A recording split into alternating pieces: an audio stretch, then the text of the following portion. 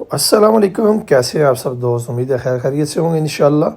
तो भाई बर्ड्स अवीज़ के अंदर ऐसे है कि मुझे तो काफ़ी दिनों से मैं आ नहीं पा रहा था। उसकी वजह ये है कि मैं जब से इंजर्ड हुआ हूँ, यानी मेरा जब से नी की सर्जरी हुई है और आप लोग देख भी सकते हैं, तो मुझे जो है ना वो असे के बगैर चलना मुश्किल हो रहा है।